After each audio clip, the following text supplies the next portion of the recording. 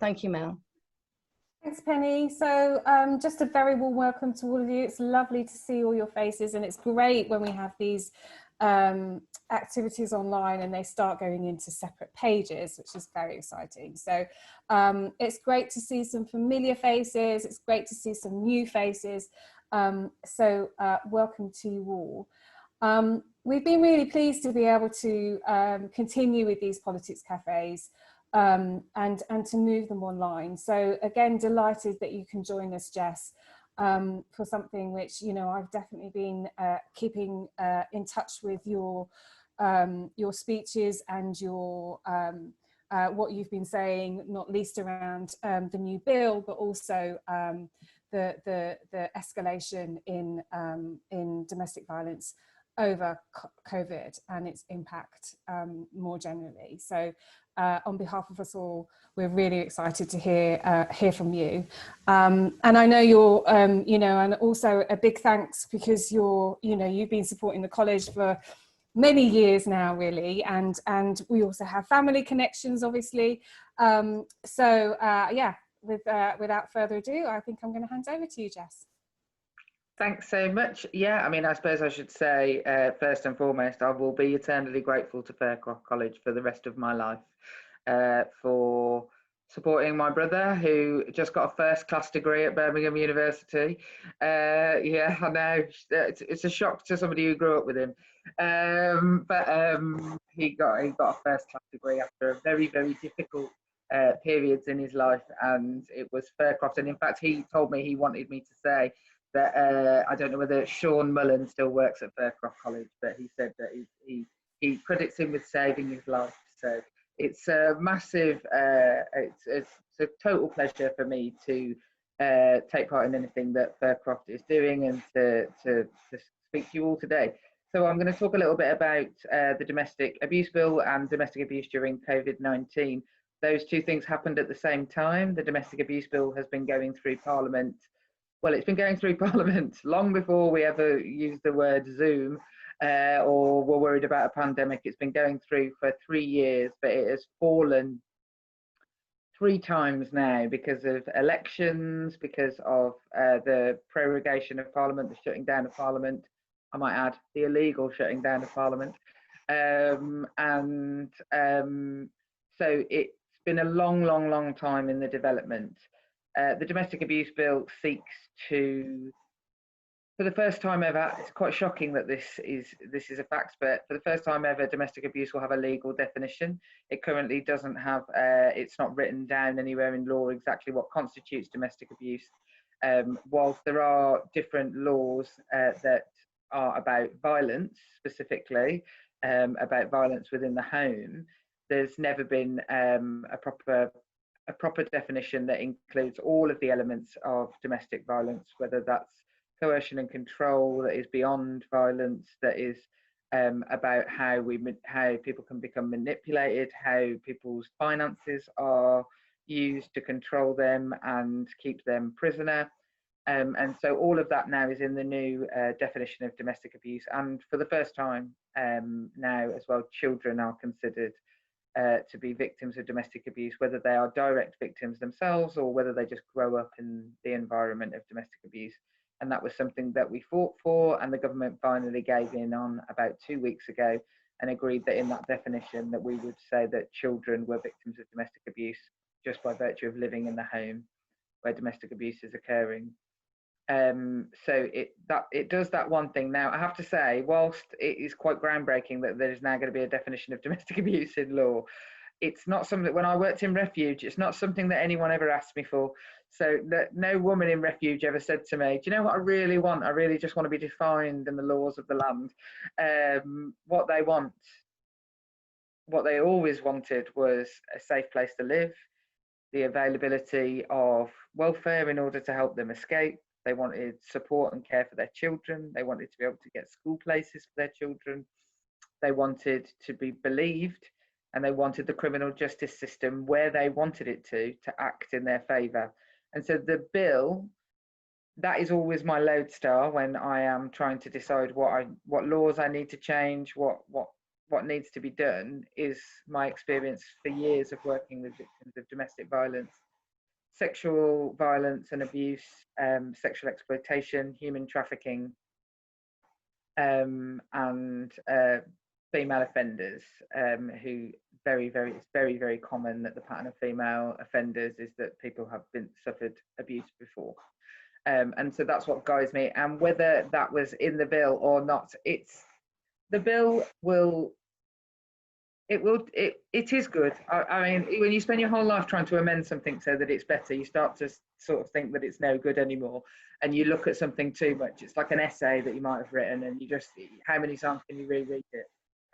But the bill will make a new order, so like a restraining order, but that is specifically around domestic abuse, called a DAPO, that victims will be able to get in order to stop their perpetrator harassing them. It will stop the cross-examination of victims of domestic abuse by their perpetrators directly in the family courts. It will allow victims to have special measures in the family courts.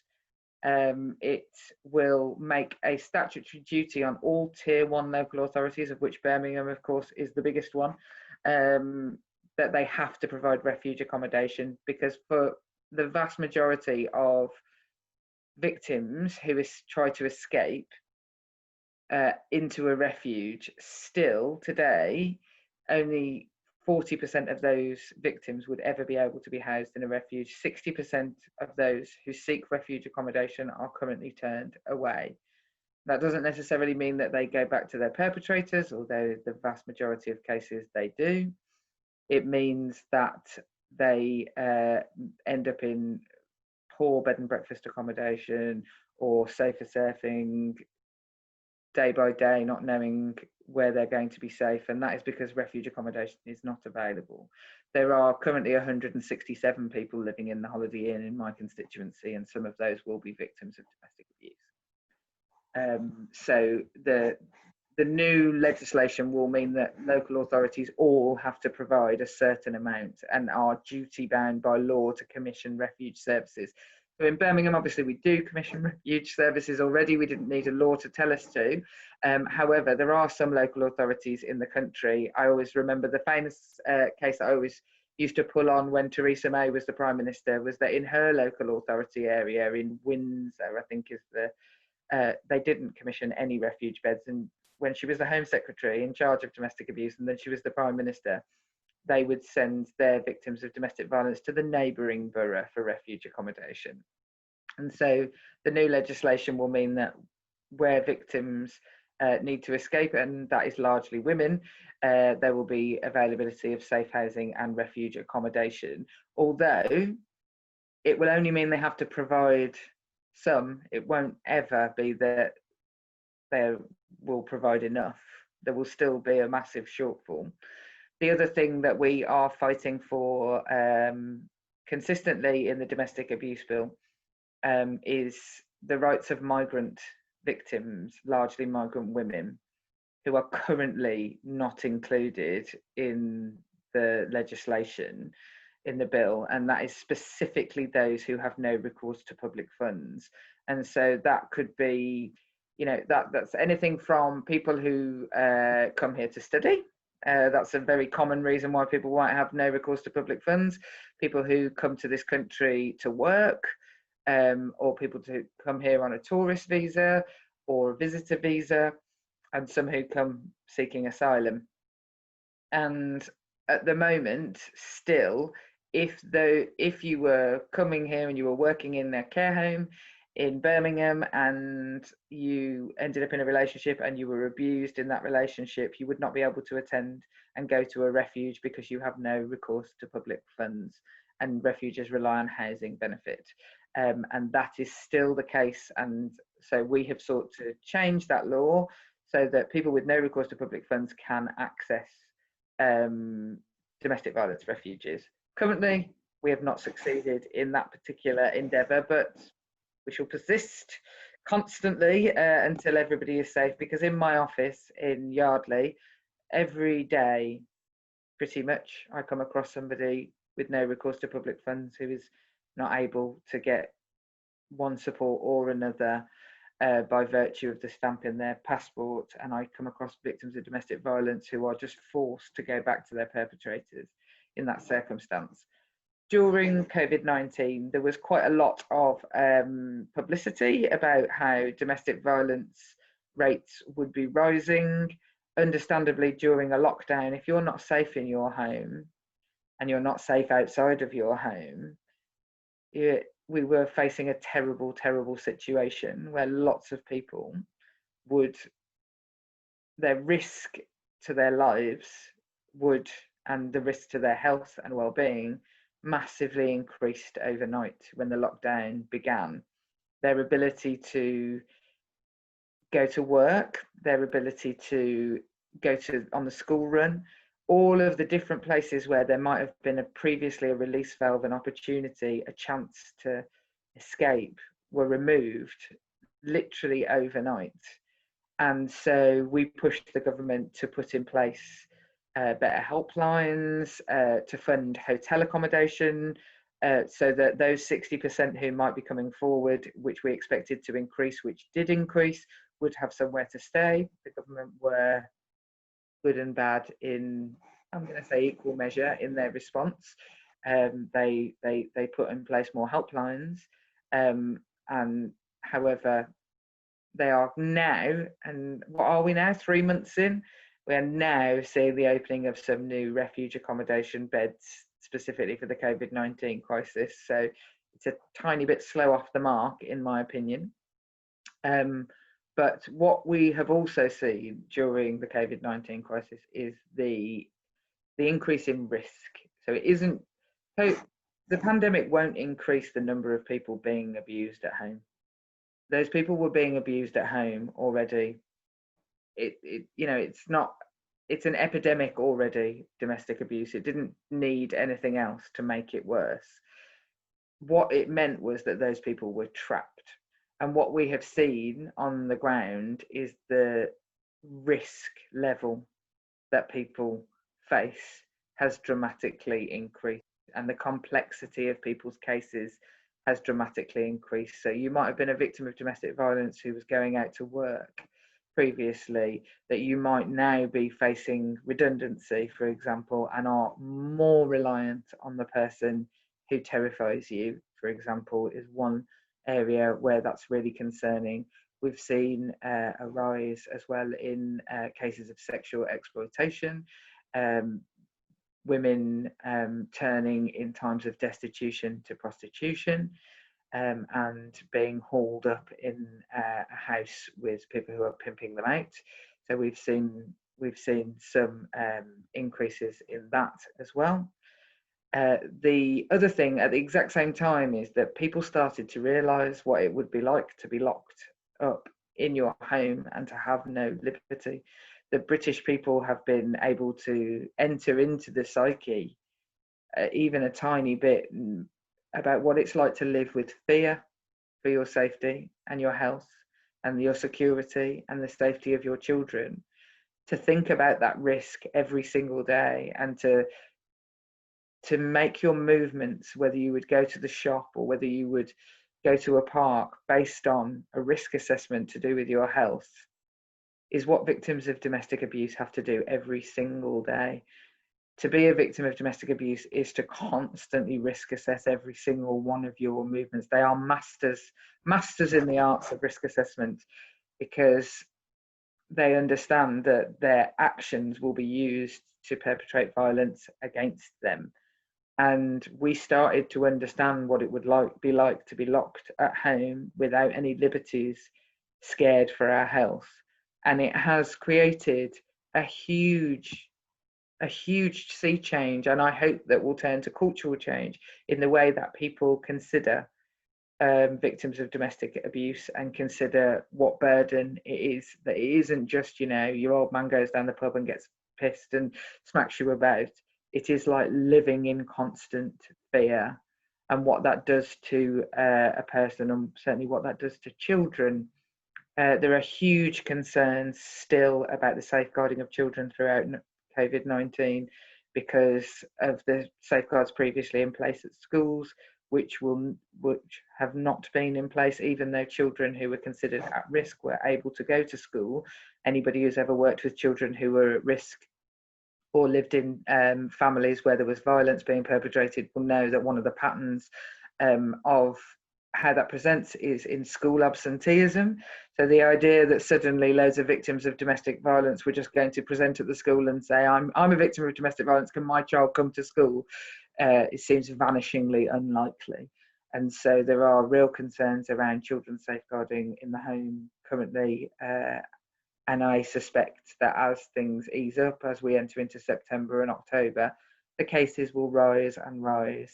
And I mean, it sounds harrowing to say, but there will be dead women and children behind the doors that finally get opened when systems start to open back up again. And that is basically what, you know, we are working towards all the time to try and mitigate some of the worst disasters. But in the first 2 months of the COVID-19 crisis, the number of women murdered in their home in the United Kingdom doubled. And it is already 2 women who are murdered a week. And it doubled based on the same figures for the same period in any year in the previous 10 years, which is where the records will go to. And so there is absolutely no doubt that this period has been incredibly dangerous for women in their homes and children in their homes, and we're yet to see the full scale of that. There was a report released this morning that said there's been a dramatic increase in the number of sexual child images made online and viewed online during this period. There's increased rates in prostitution and sexual exploitation. We are seeing from the COVID-19 crisis as well the issue over human trafficking in the textile industry in Leicester, and how basically power and control and threats of violence, abuse or impoverishment are being used to control lots and lots and lots, millions of people in our country. Still, even though we are, you know, the 6th richest country in the world, we are a liberal democracy. We are, you know, we pat ourselves on the back when we visit other people's countries about how brilliant and how great it is to live here. There is still so many difficulties for people in our country. And what we have seen over the past 10 years is the degradation of domestic abuse services, specifically the services that specialise for Black and minority ethnic women, services led by and for Black women, and services specialist for people with disabilities. These are often grassroots small organisations, and they have basically just been culled, and many services have had to close. So there is a huge amount of work still to do. And the bill, whilst it is brilliant and will change some of the tools that we use to help victims, whether that's the courts, whether that's the police, whether that's orders of one sort or another, the reality is that the situation will not change until we treat and fund services for an epidemic that has been here forever, at the same way that we reacted to the COVID-19 crisis. And until we, you know, if it was diabetes, you would never say, well, we're just going to fund every 5th person with diabetes to have the treatment. We're just gonna give drugs to every 5th person who has diabetes. We would never legislate in that manner, and that's exactly what we do for domestic abuse. We legislate so that some people will be able to access a service. And whilst that's still the case, I will keep on banging on in Westminster until that is no longer the case. But I think that the British public has had a stark awakening over lockdown about what it means to be a prisoner in your home, and let's hope that that leads to good things. Yes, thank you so much. 20 minutes really does not do justice to this massively important topic and all the things that you were talking about there. And I'd really like to invite you back to the college at some point, maybe physically, when we're open at some point, to come back and maybe talk further about these terribly important very matters. beautiful, the college. It's a very beautiful college. My mother-in-law used to have a beehive there as well. We've still got the beehives there. Yeah, but that's my and our own mother-in-law's honey. beehives. There you go. We'll put a jar aside for you, Jess, for a jar of honey. So you've actually busted one of my myths. So I had actually written down maybe a comment to make. And I actually thought, I imagine other people might have thought as well, that during the pandemic, there would have been a large increase in domestic abuse cases because a lot of families are not used to living 24/7 for months together. But that's really, really interesting about the fact that actually it's not those new families living together. It's actually the families that already have problems and issues around domestic abuse. And horrifically, it's just got worse for them, which really sends a shiver down my spine, actually, to think that we had lockdown and you couldn't even, where would you go? You know, where could any of us have gone about a month ago to even go out anywhere safely? We saw some incidences of the virus being used as part of perpetration. So people threatening to infect their children, saying that they had the virus, lying about whether they had the virus to mean that their partners weren't allowed to leave the house for 14 days, not even to go to the shops and things. So you know, it's amazing how quickly perpetrators of abuse adapt to a situation to use it against people. So we had incidences where people were their children were in contact with a previously violent partner, and then refusing to give the children back because of the lockdown. And so, yeah, there's been all sorts of ways that it's been really detrimental. That's really interesting. You say that victims are masters in risk assessments for themselves all the time, but it sounds to me as if these perpetrators are masters of working out how they can control and manipulate their victims. They absolutely are. I sometimes think that there must be a manual on the internet, because they often use the exact same tools, whether it's don't tell anyone, they'll take the kids away, don't tell anyone because you'll be deported, no one will believe you. All the same things in every single case I've ever dealt with come up. Yeah, that's really, really interesting. And we have a question here from Lauren Phillips. Hi, Lauren. Not I think you're there related. somewhere Lauren. in the crowd there. So Lauren says, is there an amount of refuge spaces that local authorities will have to provide? Maybe depending on the size of the local authority. Yes, it used to be the case when I worked in Refuge under the last Labour government. We used to have a standard that was sort of like 1 bed per 10,000 people or something that we used to report against. We didn't have to do it, but you reported against it, and I think local authorities received extra funding if they met the standards. So I imagine it will be based on something along those lines. But that is yet to be decided yet. That isn't in. It's not written into the legislation. It's decided by the regulation which sits behind the legislation, which is only in draft form yet. And so we're currently in the process of negotiating that, whether that's myself from the Labour Party or the sector or the Victims Domestic Violence Commissioner. So that will be decided, but it will never be enough. You know, it will never be enough, because the government is putting down a fund which I've heard different numbers for. It was 90 million when it started, then it went to 19 million, and I just thought maybe they'd misheard what they'd said before, and then it was 35 million. And you know, it will entirely depend in the end on the amount of money that the government allocates to it, and it won't be enough. Okay, thank you. And we've got a question from Deb here, who's also in the audience somewhere. Hello, Deb. Will there be more money provided to fund refuges? Yes, there is going to be this extra pot of money, like I just said, but we just don't know what that is. And yes, there will be a pot of money that is provided, but the reality is the reason that refuge accommodation has dwindled and services in the community have shut down is because local authority funding has been massively reduced across the board. I mean, anyone who lives in Birmingham will know. I mean, you know, we're lucky the bins get collected. So the reality is until the government properly funds local authorities, we will never restore what we had in domestic violence services. Another massive problem for victims of domestic abuse is welfare. So the changes to the welfare system through universal credit, for example, it basically meant people got sort of £500 less overnight.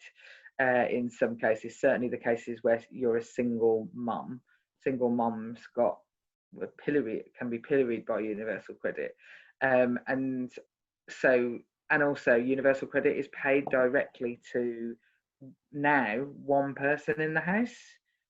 So if you're living in a domestic violence situation and all your money is going into the pocket of your perpetrator, there are real problems there. So whilst there is an extra fund coming down, there is a huge amount about government finance and welfare that won't make, and until that changes, no fund that they allocate will make a big enough difference. Thank you.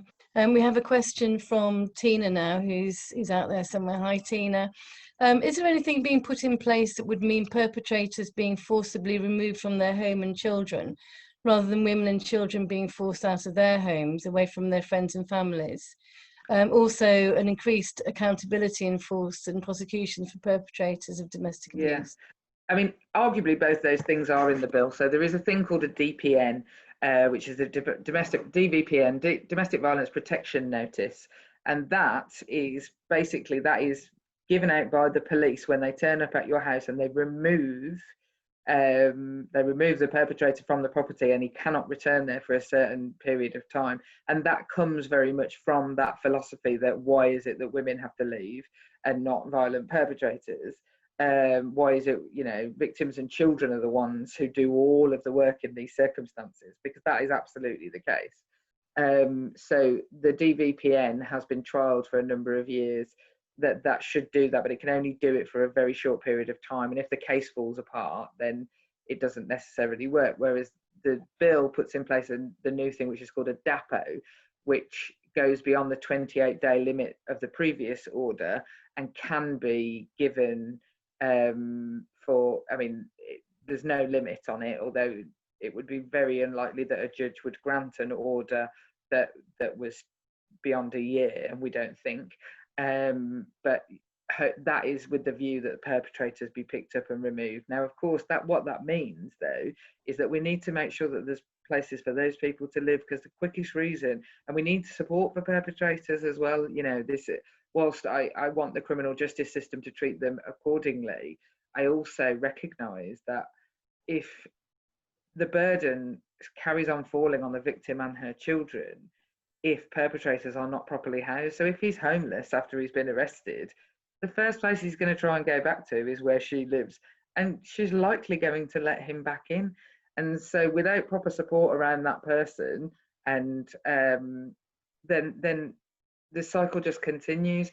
So with regard to the criminal justice system, trying to make that slightly better for victims of domestic violence is going to be, you know, it's generations and generations of work. So, for example, in the West Midlands, there were 4,000 cases reported in the first 3 months of COVID-19 to the police, not to specialist services. So 4,000 cases, 3% of them were charged. So the reality is, last year, 60,000 people came forward and said that they'd been raped to the police. Of that, 1,800 were charged by the police and 1,000 were convicted. So you can just see that what we've been really successful at in the past couple of years is getting people to come forward and report, and that is brilliant. You know, when you see domestic violence rates going up, you should cheer. We should be happy, because that means people are coming forward. That means we're seeing people, and you know, so I won't ever criticise the fact that domestic violence rates increase. But then when you look at, I mean, convictions in domestic violence have gone down by 24% in the last 2 years. The convictions in rape are just dropping constantly, it's, you know, we're sort of legalising abusing women. And that is really, really worrying. And there's a number of cases being taken by End Violence Against Women and Girls Coalition, along with some brilliant feminist lawyers like Harriet Wistrich, to really challenge the Crown Prosecution Service and police charging situations, because at the moment it's still, and to cut the police some slack, you know, the reason it's reducing, as far as I can tell, is because police resources have reduced, police numbers have reduced. And when I worked in Refuge, we had a specialist domestic violence team and a specialist sexual violence team, and we worked with them constantly. And you know that those teams just don't exist anymore. We used to have police officers placed in schools, talking to kids about consent and things that they're just gone. And so, you know, unfortunately, the people who always pay the price of this, it seems to be women and children. So yeah, it's not a good situation. I'm going to try and say some more cheery things, because it seems really depressing. I keep being like, everything's bad. So Sharon's asked, will she be able to access the session after it's finished? So we are recording this session, I believe, but what we'll do is we'll have just Jess's talk, and that'll be on our YouTube channel. So please do keep checking our Fircroft College YouTube channel. There's lots of really interesting other videos up there that we've been working away on, especially over COVID-19. We've been able to be quite creative with different videos and training sessions, etc. we've been doing for employers and students. So I've got a question from Maria. Is domestic violence on the national curriculum so that children and young people can have healthy relationship work? So yes, there is.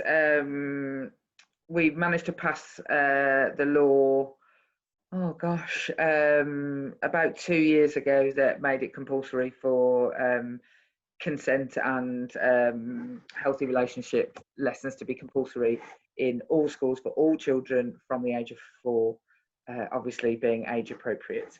That legislation passed 2 years ago, and still we await the proper rollout of that scheme. Again, it relies on money being given out. So, but that was a real, you know, that's something that we've been fighting for many, many, many years. And that has been rolled out. You may remember there was some controversy about when it was rolled out with regards to it being LGBT inclusive specifically, which caused certainly in Birmingham, for protests to happen outside some of the local schools with regard to what children should and shouldn't be taught. And what got lost in that whole debate was that legislation was about safeguarding children and about changing, you know, for all the people worried about whether children are reading a book with a little boy wearing a dress. The reality is what we should be more worried about is children going to school every day and terrified to go home, and teaching them different patterns of relationship, different ways of living, and also giving them the courage to come forward should anything be happening to them. So yes, but it's still not being rolled out. It was expected to, I think, by this September to be more largely rolled out across schools, but obviously the world's changed, hasn't it? So I imagine it will get pushed back further, and we still haven't seen the full guidance of what it's meant to be. That makes me wonder what's happened to those children who are delighted to get to school and terrified of going back home in the evenings now, when most of them are probably at home 24/7. Absolutely, absolutely. One of mine might walk in a minute. I can hear him walking downstairs. Please feel free to ignore the stupid faces he will inevitably pull. Okay.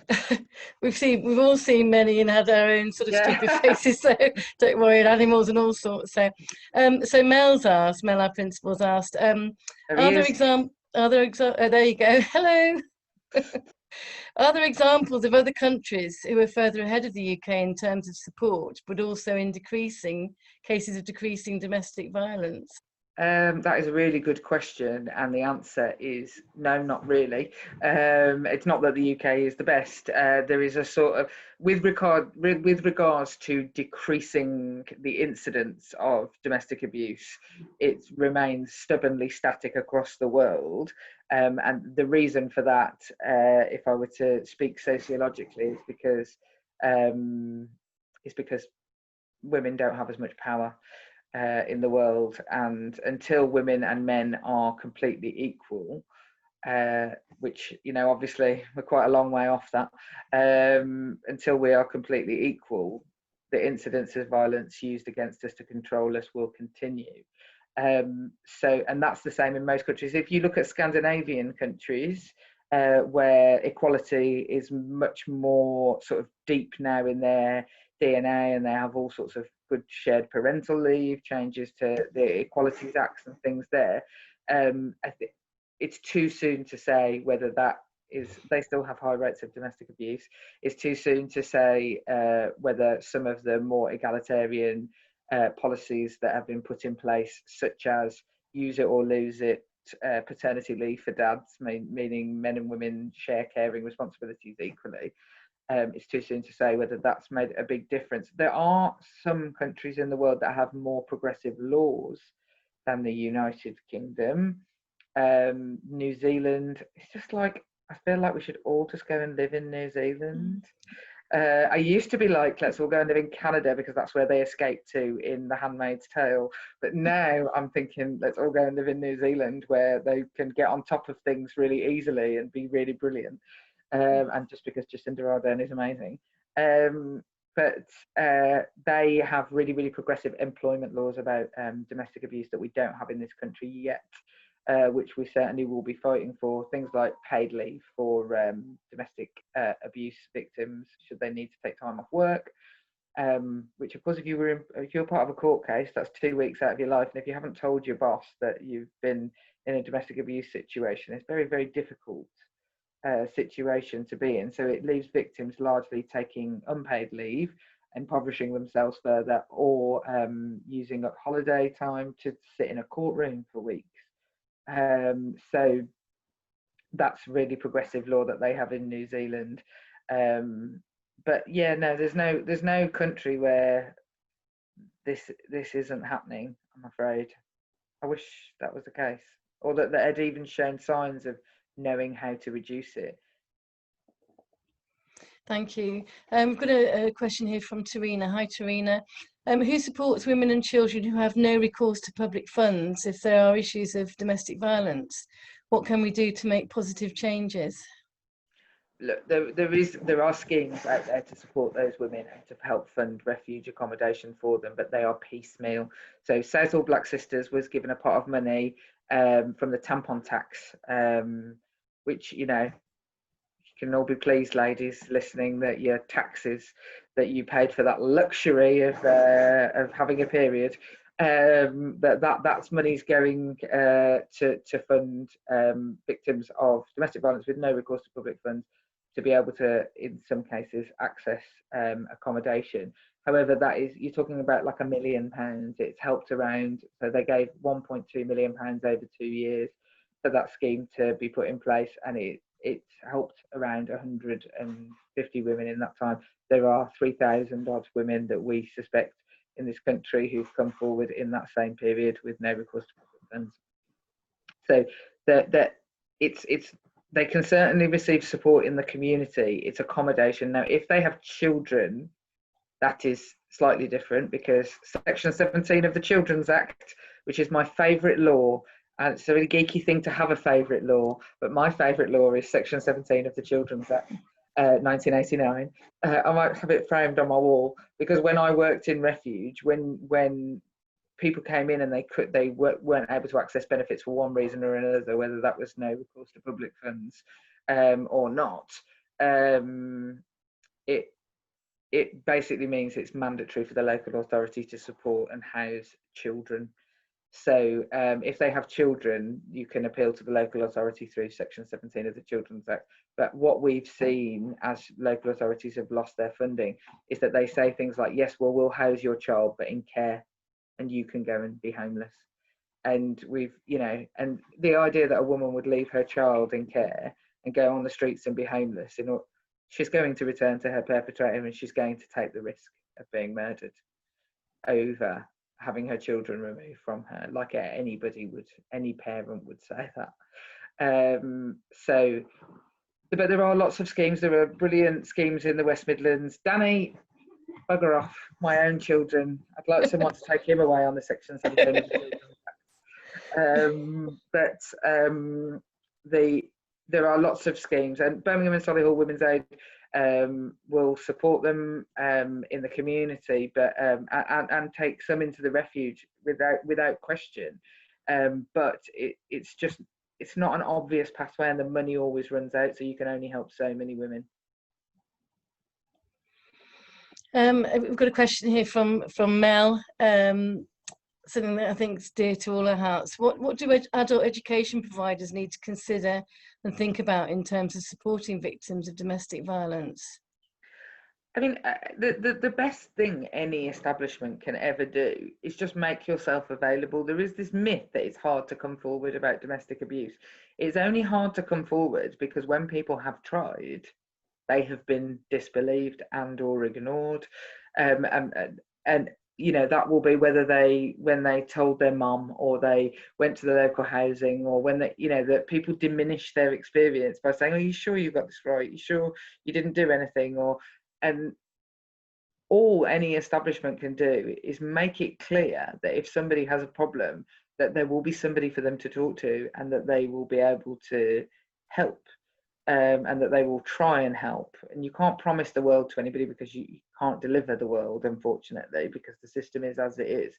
But people constantly tell me these people are hard to reach, and I will be, because I'm famously believe women in these circumstances and I'm trained in it. I'll be at the checkout in Sainsbury's and somebody will disclose their rape to me in the queue. It's not hard for people to come forward if they believe they're going to be believed. And so making an environment where you make it visibly clear on the walls, where you have a policy that where there's somebody who might be the single point of contact, where any of that is available in any institution. I've been doing some work with Lloyds Bank, and they've for their customers, they've been making single points of contacts in their branches. So because obviously financial abuse as a pattern of domestic abuse is really common, so people will have their bank accounts closed down, they won't be able to access their own money and stuff. And so Lloyds were like, gosh, we've got to do something about this. This is terrible that this is happening to our customers, and have been really brilliant and proactive. So there's that. But also, I think that I always used to say to the women in Refuge, if I could have one thing for all of them, it would be that I would be able to fund to teach them to learn to drive. And because I think that learning to drive, it literally gave me more I basically learned to drive so that I didn't have to go to IKEA with my husband anymore, and that I could freely go and buy whatever candles I wanted without having a row. And I used to have to rely on him to drive me there. But the level of independence that learning any new skill or becoming educated or just doing anything that does for those women who in Refuge, who largely put themselves second to their children's needs, to the complex housing need that is facing them. The need for those women to be able to access adult education and new skills, and especially migrant women, especially BAME women, being able to, it will just give them independence. And what you're always trying to build in any service is independence. You're just trying to teach people to be able to grow by themselves. It isn't about doing things for people, it is about helping them in support to be able to do those things on their own. So, you know, schemes where, you know, targeting sounds terrible, targeting refuge accommodation and service providers to make sure that those in refuge are able to access it. It always falls down when it comes to creches and childcare. That is a constant problem in the system, I think. So always campaigning for creches and on-site childcare, for just someone to come for a couple of hours to do some learning, is always really important. Thank you, Jess. Yeah, Fircroft does work with new communities very closely, actually. We've got ESOL programs, and we've also got the Free Thinking program that we very successfully ran last year. That was for people from modern slavery and trafficking, who've been victims of those things. and we're hoping to maybe run that again in the future. And we've got other work we're doing with new communities as well. But it's a drop in the ocean from what you've been talking about. But you know, I mean, but we can all only do what we can do, is the reality. Don't beat you. What you must never do is not do something because you can't do everything. You just do whatever you can, and it will help. I find I see lots of people who think that, you know, well, what's the point in using using a paper straw instead of a plastic straw because China burns loads of coal. It's like, well, that we can all just do what we can do and try and do our bit. And so everything that anybody does that is to try and help these victims and their children, you know, it's got to be better than not. So don't diminish the idea that it's a drop in the ocean. I had a victim of trafficking who lived in our refuge, and she had to be taught to sleep in a bed. I mean, she literally did not understand. She'd been trafficked from being in an overcrowded situation in Mali, and she had come here and been sold into sexual slavery. And every morning we would find her asleep on the floor in the refuge when the support workers arrived, and we had to teach her to go and sleep in her bed. And she would mess up her bed like a teenager to pretend to us that she had been there, but she couldn't accept that she had a space of her own. And when she left, she took the key to the door, and we had to have the door locks changed because I could not say no to her, because she wanted the key round her neck for the rest of her life, because the first time she'd ever used a key and not just been locked up. And she had to learn immense new skills and independence because she'd gone from being a child to being a slave. That's appalling. We've got a question here from Tina again, and there have been a lot of questions regarding how fit for purpose CAF and the family courts are. Many women and their children experiencing horrendous treatment. Is anything happening to address these concerns? Yes, how fit for purpose CAF and the family courts are. If I had to answer that as a yes or no, it would be no. It is frankly not fit for purpose at the moment, in my opinion. Sorry, that's not even my opinion. Based on all of the evidence and years of experience, it's not my opinion. It is fact. There is finally, thankfully, thanks to some amazing campaigners who bore their souls about their own experience of the family court system, because one of the problems with the family court system is you're not allowed to talk about it. It's very secretive, and if you speak about it while you're going through with it, you're considered to be in contempt of court, or that you're damaging the proceedings. So it can be really, really, really difficult for people to get help when they need it, when they're going through the family courts. But thanks to, I'm gonna put it largely down to three women. There was a woman called Rachel Williams, whose son killed himself after years of domestic abuse, after her husband came to her place of work and shot her, and then killed himself afterwards. She survived. But she's been a massive campaigner and gathering all the stories around the family courts. Then there was another woman called Claire Throssell, whose sons, Jack and Paul, were the family courts ordered contact with her known abusive ex-husband at her house, and she would leave while he had contact with them, unsupervised contact with them at her house, and he set their house on fire and killed him and her two children.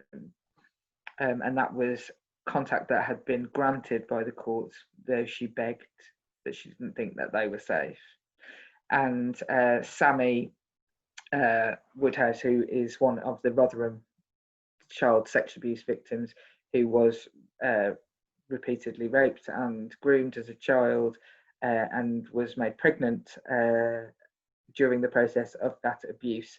And her local authority up in the north and the family courts said that her son, that her rapist, who was in prison, was entitled to have letterbox contact with her son, a child born of rape and abuse. And so those three women together have basically for the past 3 years worked incredibly hard to raise the profile of the problems in the family courts. We've just had a big family courts panel review, which has made some big and sweeping suggestions for changes, certainly within CAFCAS and within the presumption of contact, but there is going to be a further review of the presumption of contact.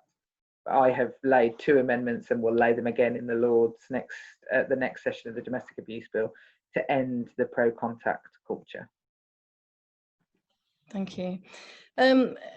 Eddie, who's a member of staff with Fircroft and has been a fabulous student with us as well. He's been very upfront in the chat about his own experience. Eddie is very open and honest, which we really appreciate. And I'm just wondering, are there any services for supporting survivors of domestic abuse where the abuse might have happened absolutely years ago, but of course the effect is still running and running with them throughout their life? I mean, I really wish that there were. I really, really wish that there were more beyond generic mental health services and counselling services, which anyone who's ever tried to get any help from generic mental health counselling services will know that that takes a long time and is not necessarily as much as people might need. There has been a real sea change post the Jimmy Savile scandal and it was always the case that specialist services were funded to support victims of historic sexual violence, especially those who suffered sexual violence in childhood. So there are services for historic sexual violence victims, historic domestic abuse victims, and people who've suffered domestic abuse in childhood or in early adolescence. It's not to say that there is nothing, but it is very, very, very uncommon that domestic abuse services are usually set up to deal with the here and now and the crisis and the immediate safety. And so there is a real gap in psychological counselling support and support work, even just support groups would be helpful for victims of domestic abuse. But you know, where there's a gap, there's always a way to fill it. And so, and you know, every single domestic violence refuge exists because some women in a location decided to put a mattress on the floor of a squat and let somebody stay there. And the entire women's movement was built off the back of that. And so if there is a need, a real need, and I believe that there absolutely is for historic services, you know, I put it back and say, let's campaign for that. Let's campaign to make that happen. And let's just start it. Let's get a church hall. You know, that, I mean, it's literally, that's how services in the voluntary sector exist. It literally is somebody getting a church hall and getting people to sit around and talk to each other and have a support group. And then it builds and it builds and it builds. That's what the entire AA movement, the NA movement, that's what it's all built on the back of.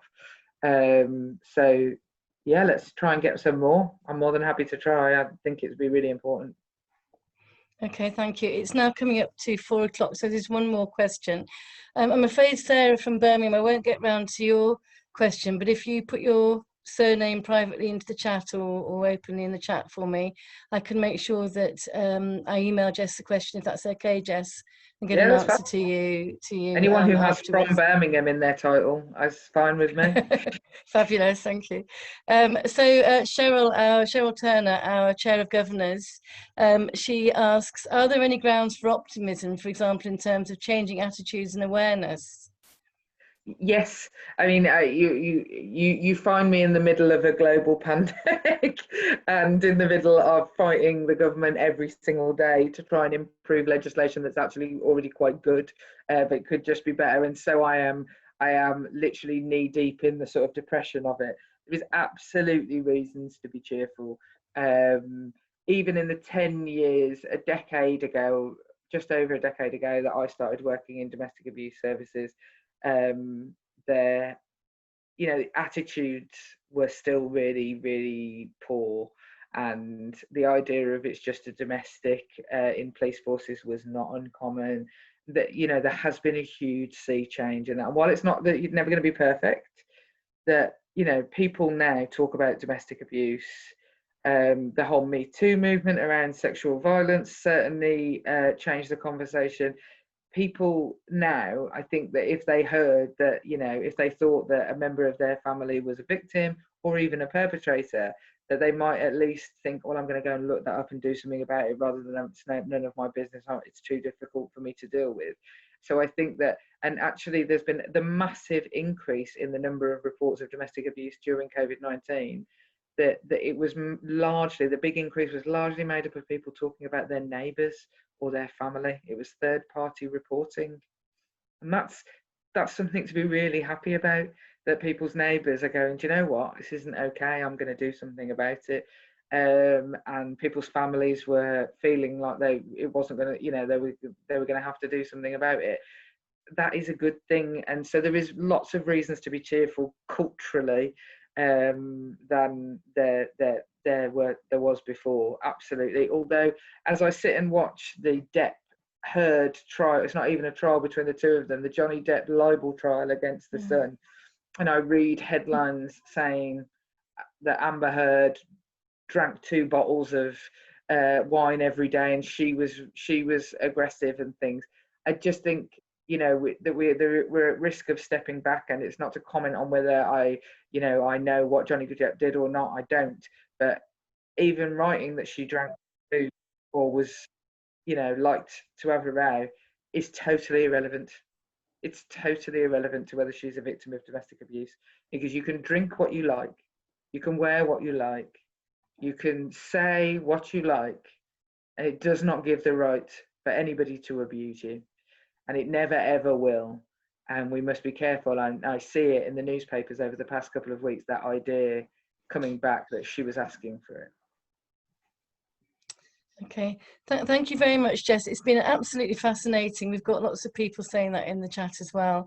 Again, if you could come back at some point and continue the conversation, we'll be further on down the line, no doubt. So me and Luke could come in together and do like a two-handed, although we just fight when we're together.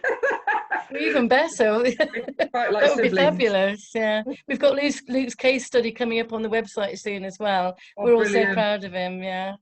So. Oh yeah, I mean, I never ever thought that I would see this day come, that Luke has got a first and a job, and he rings me up and tells me off about things like, oh, and also he says things like, the first one's the worst one when I have a drink, and I just think, you can Wonderful. You can do one, Luke. I think if we can unmute, please, and give Jess a really big round of applause. Oh, thank you.